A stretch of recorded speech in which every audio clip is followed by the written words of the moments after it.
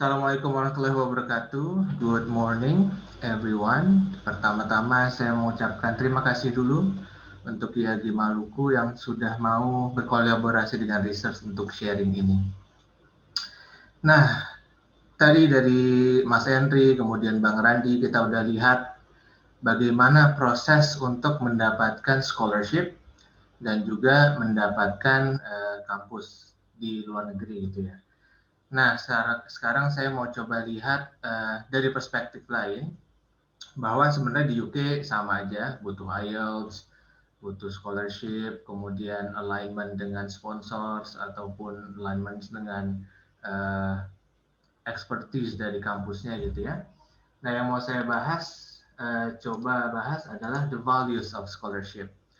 Jadi nggak cuman values-nya, dalam artian seberapa banyak nih duit yang kita dapat kalau misalnya kita dapat scholarship ini.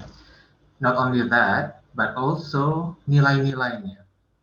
Jadi apa sih values of being a scholar? Jadi apa sih yang minimal nilai-nilai yang harus tertanam di diri kita ketika kita mengambil keputusan untuk studi di luar negeri.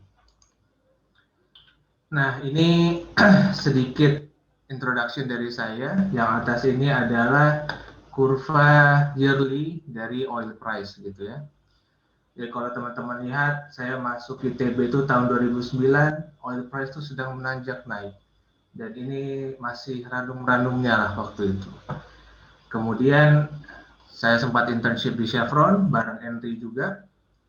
Ya, Mas Henry ya. Bahkan saya kenal Mas Henry justru di Chevron gitu ya, waktu internship. Satu tim, satu ruangan.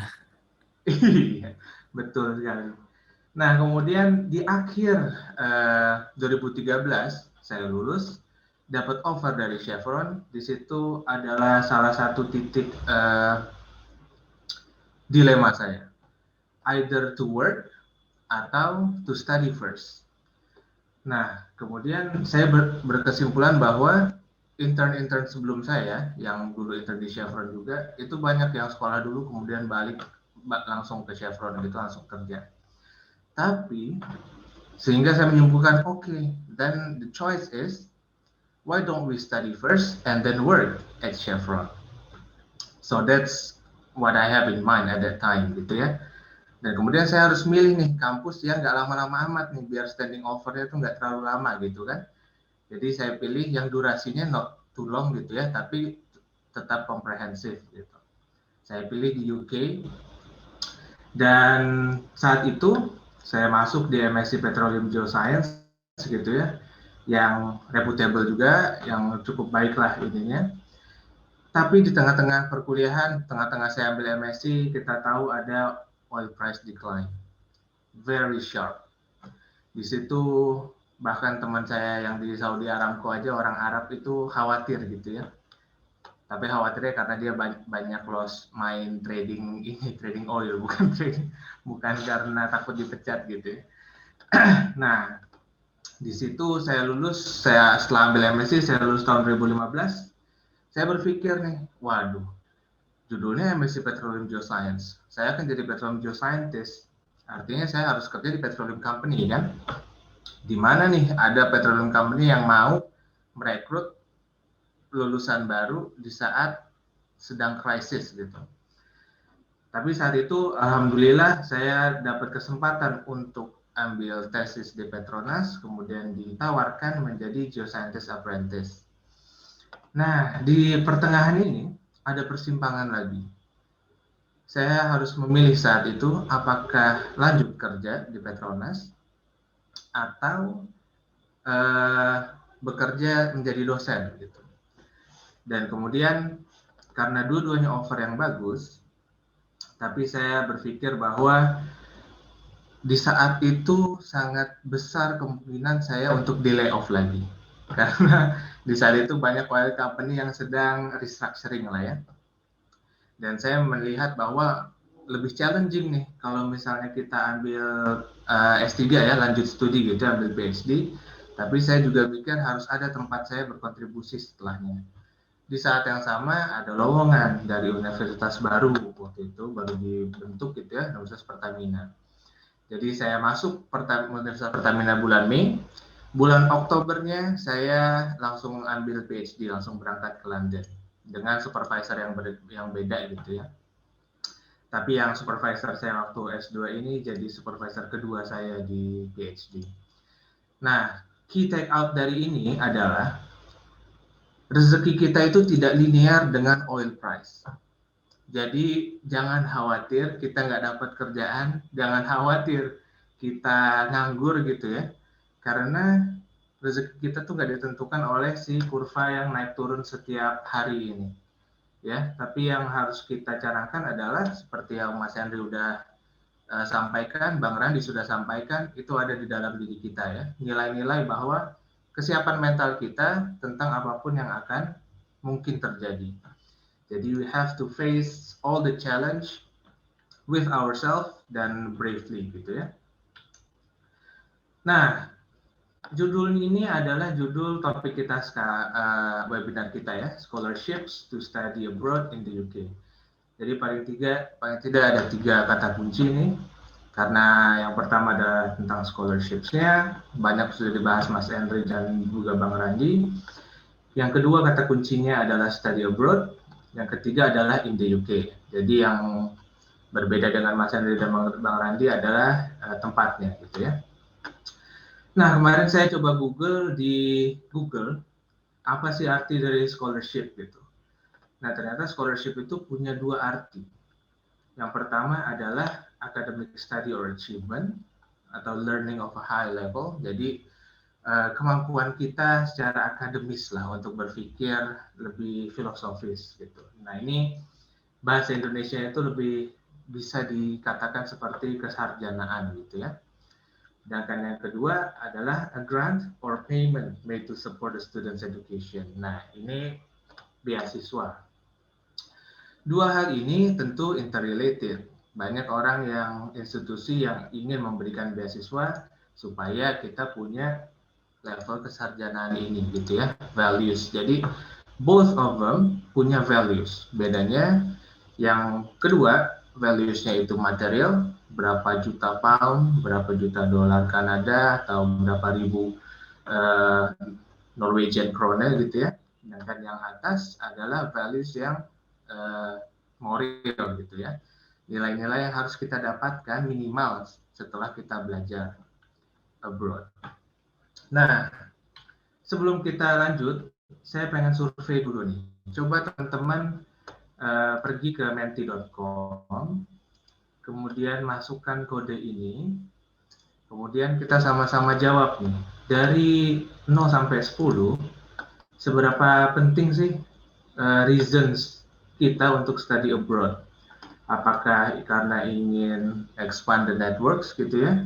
Atau karena ingin tadi mengubah mindset seperti Bang Randi bilang, sehingga melalui high quality education and research gitu ya, atau kita cuma mau belajar bahasa baru, atau kita mau punya kesempatan bekerja yang lebih baik, atau cuman tadi Bang Randi udah bilang juga euforia aja, cuman supaya bagus aja di CV gitu kan, teman-teman yang lain ada di CV kuliah di luar negeri, nah kita juga pengen. Nah, coba saya pengen lihat. Oke. Paling banyak ini nih, so far karena high quality education and research. Oke. Kita tunggu lagi ya. Siapa tahu ada lagi yang mau isi surveinya.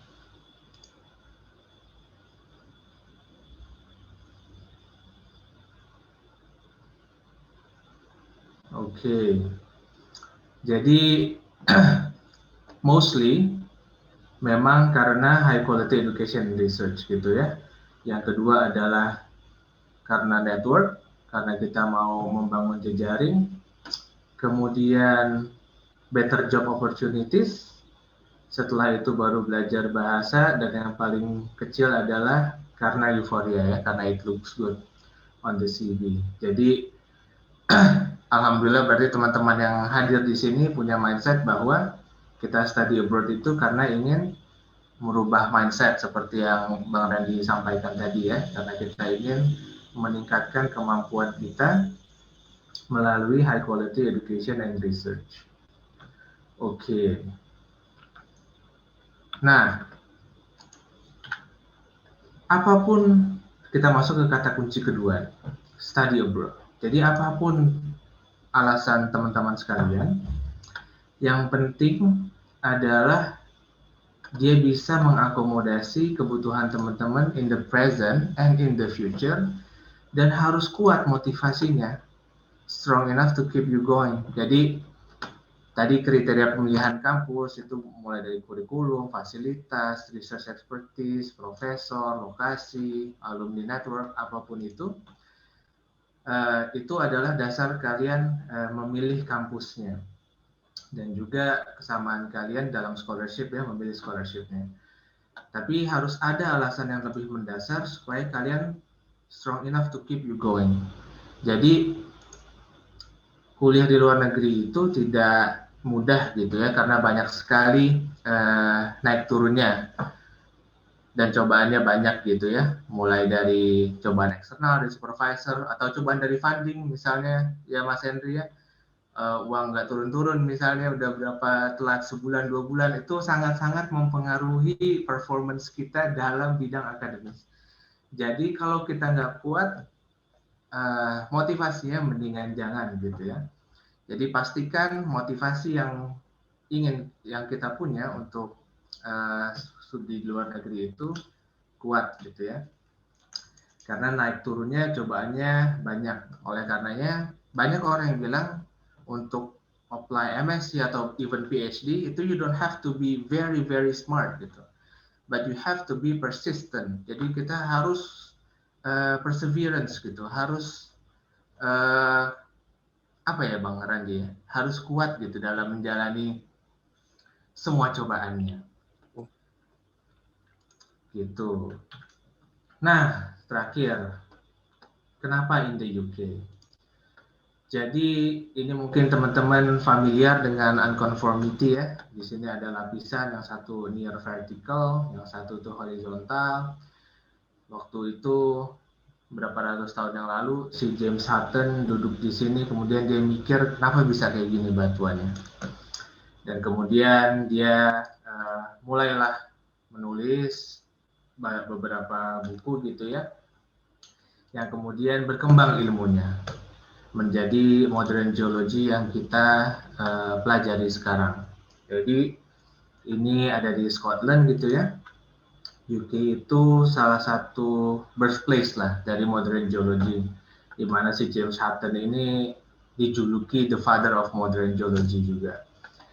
Oleh karenanya banyak sekali komunitas-komunitas kecil, jadi nggak cuma yang profesional, nggak cuma yang university educated ya, tapi banyak juga bahkan ibu-ibu yang suka ngeliatin batu di sana, yang suka tentang batuan. Jadi karena batuan ini seperti yang kita tahu punya histori. Jadi setiap lapisan ini seperti lembaran buku gitu ya, yang punya ceritanya masing-masing.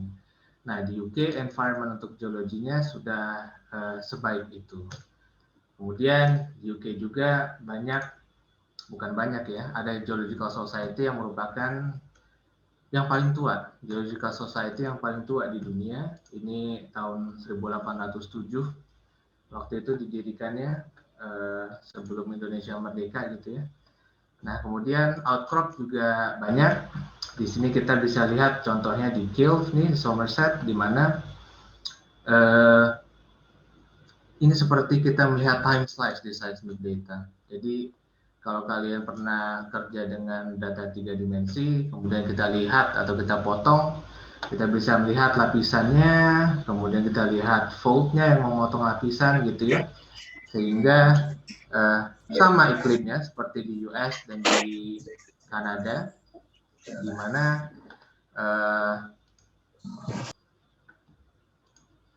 outcropnya itu terpreserve dengan baik. Tidak seperti di Indonesia yang lapuk gitu ya, kita harus nyusurin sungai ya Mas Henry ya, supaya dapat yang lumayan bagus lah. Nah kalau di sana banyak outcrop yang seperti ini. Kemudian di UK juga sama seperti di Norway, di Kanada, dia punya database yang bagus, fieldwork yang cukup bagus juga, sehingga kita bisa integrasi nih. Bahkan ada Witch Farm Field gitu ya di sana, yang mana Witch Farm ini extend dari onshore sampai offshore gitu ya, jadi ada transition di situ. Dan semua reservoirnya itu outcropping juga di dekatnya gitu.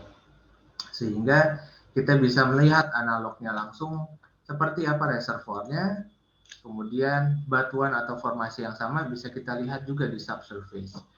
Jadi kalau teman-teman mau lihat atau mau belajar tentang integrasi, eksplorasi, dan produksi, bisa jadi pilihan. Nah, beberapa hal tentang UK, ada beberapa insights. Yang pertama, duration is short. Jadi durasinya tuh pendek. Untuk MSc dia hanya 1 tahunan, kemudian untuk PhD dia 3-4 tahun. Berbeda dengan yang ada di US yang 2 tahun untuk MS gitu ya, dan PhD yang bisa sampai 5 tahun. Nah, tentu kalau durasinya pendek, pasti ada trade-off-nya. Trade-off-nya, the bar is high nih. Jadi nggak cuman quality dari education atau quality dari performance kita, tapi kita juga dituntut dengan waktu gitu ya. Jadi dalam setahun itu bisa dikatakan nggak ada liburnya. Jadi term 1, term 2, term 3 terus nyambung gitu ya dengan beberapa hari libur lah di antaranya. Dimana kalian akan belajar juga bagaimana mengintegrasikan data field, data seismik yang skalanya lebih besar atau yang skalanya mikro gitu ya, data lab, yang thin section atau data core. Jadi walaupun durasinya pendek, tapi standarnya tinggi, sehingga pressure-nya adalah itu, kita harus berbuat yang terbaik dalam tentang waktu yang cukup pendek gitu ya. Nah, yang kedua adalah tentang research culture. Jadi yang saya suka di sana adalah, dan juga tentu di Kanada dan di US sama, di Norway juga sama, apalagi kalau kita ngomongin geo Twitter ya, Mas Henry ya, itu sangat nyampur lah, mau dari mana aja saling berkolaborasi dan saling sharing. Jadi yang jadi semangat di sana adalah kolaborasi, bukan kompetisi. Bukan gue lebih pintar dari lo atau gue harus lebih hebat dari lo, tapi gimana caranya kita bareng-bareng bisa menyelesaikan suatu problem, suatu research problem misalnya. Bisa melalui diskusi gitu ya, seminar di internal kampus gitu ya, atau di internal research group, bisa juga di conferences. Nah, kebanyakan dari kita menilai bahwa yang namanya conference itu adalah titik akhir dari suatu publikasi kita. Padahal di sana, seperti contoh di BSRG ini adalah titik transisi sebetulnya.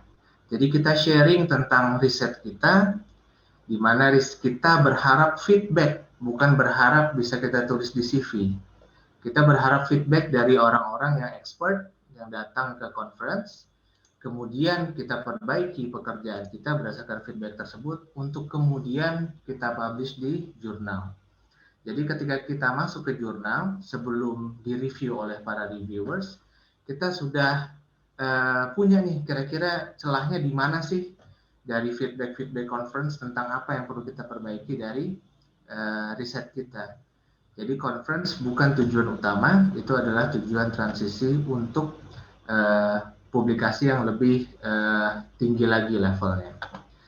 Begitupun yang namanya di jurnal itu nggak cuman berhenti di jurnal aja, harus ada diseminasinya. Karena banyak gap ya antara paper yang udah publish di jurnal dengan paper itu ya udah publish aja nunggu di site gitu. Padahal bisa diaplikasikan ke banyak case studies. Nah, ini contoh di Kanada nih Bang Randi nih, di Victoria, di BC, British Columbia ya, di mana ini conference tentang, karena saya risetnya tentang submarine landslides, ini isinya orang-orang yang meneliti tentang submarine landslides. Nah, di sini kita jawantahkan, kita coba tafsirkan dari riset-riset orang-orang ini ke dalam apa yang harus dilakukan supaya kita bisa lebih aware dengan adanya longsoran bawah laut. Di mana dari grup ini gitu ya, yang kemudian dibiayai oleh UNESCO, dan kemudian sangat penting juga untuk kita karena kemarin kita dapat musibah baik di Palu maupun di Krakatau, dua-duanya karena longsoran bawah laut. Jadi jurnal itu satu hal, tapi sebisa mungkin jurnal ini kita translate lagi supaya bisa applicable di masyarakat gitu. Nah, kemudian adalah knowledge dissemination. Jadi yang namanya geological outreach itu di mana-mana di situ. Bahkan di bar aja mereka bisa bikin session gitu ya. Saintis datang cerita tentang geologi gitu. Ini contoh, ini supervisor saya ya, Chris Jackson, dia sedang memberikan kuliah tahunan gitu, Christmas lecture tentang geologi. Dan yang datang tuh bukan mahasiswa-mahasiswa kayak kita nih. Kayak saya udah bukan mahasiswa lagi sih. Jadi kayak Mas Erwin dan Bang Randi. Jadi yang datang itu justru anak-anak. Jadi curiosity tentang science itu mulai dari sejak kecil. Nah, ini salah satu insight yang bisa kita bawa pulang nantinya ke Indonesia. Gimana caranya orang-orang Indonesia, anak-anak Indonesia itu kalau liburan itu mau ke museum. Mau kalau lihat orang presentasi yang menarik-menarik, nggak cuman main Dota sama main FIFA gitu ya contohnya. Nah, terakhir kita harus cari tempat yang a nice place to raise a family ya, apalagi yang mau bawa keluarga gitu ya, dimana sama seperti Kanada dan Norway. Ini anak saya tuh lahir ketika saya lagi di tahun terakhir gitu ya, lagi sibuk-sibuknya nulis, tapi ternyata ya menjadi anugerah lah ya, karena lahirannya gratis, kemudian kalau sakit gratis juga gitu ya, kalau misalnya mau, waktu itu belum sekolah juga. Kalau kalian punya anak-anak yang usia sekolah, bisa gratis juga education-nya. Kemudian, walaupun kita di luar negeri, nggak berarti kita detach dari Indonesia. Banyak hal yang bisa kita lakukan untuk contribute back. Contohnya, saya kemarin jadi, ini pas banget nih, hari ini 3 tahun yang lalu berarti ya. Jadi pas pemilu ini saya jadi ketua KPPS LN. Jadi ketua KPPS yang banyak meninggal tuh di Indonesia. Nah, saya juga khawatir meninggal waktu itu. Cuman alhamdulillah masih hidup ya. Karena saya harus ngirim itu 15.000 lebih surat lah untuk warga Indonesia supaya bisa nyoblos di sana. Ini contoh bagaimana kita bisa contribute back to our country gitu ya, walaupun kita hidup jauh.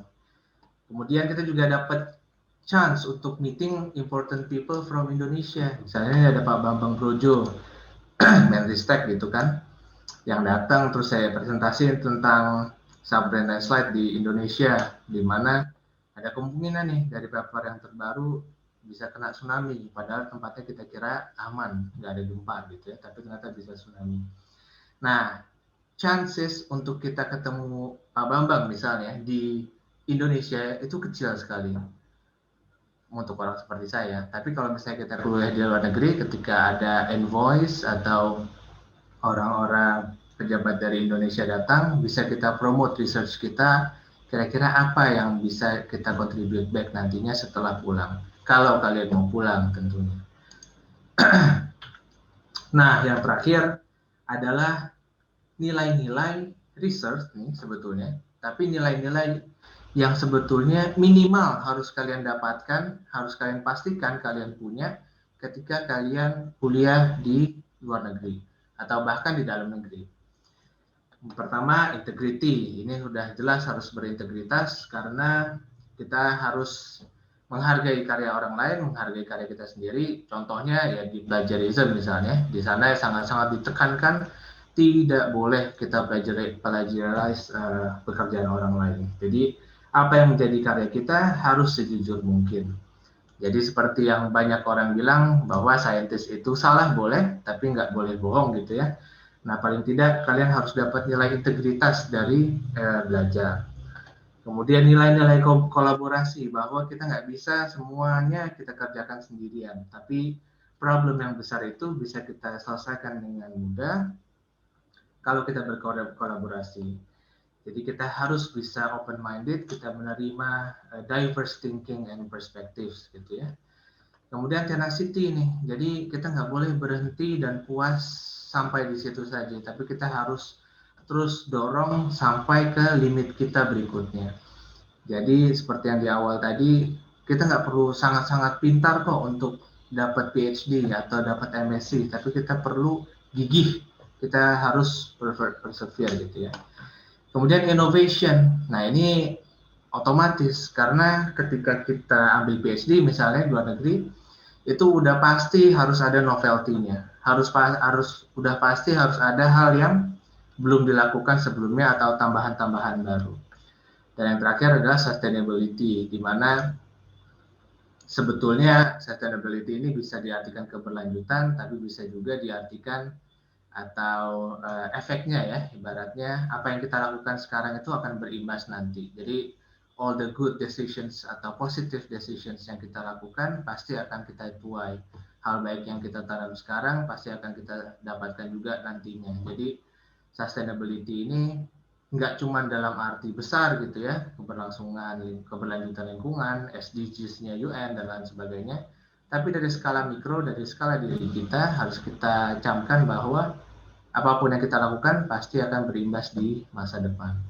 Oleh karenanya, paling tidak inilah values of scholarship yang harus kita miliki setelah kita belajar gitu ya. Mungkin itu aja Bang Hervin dari saya. Terima kasih. Assalamualaikum warahmatullahi wabarakatuh.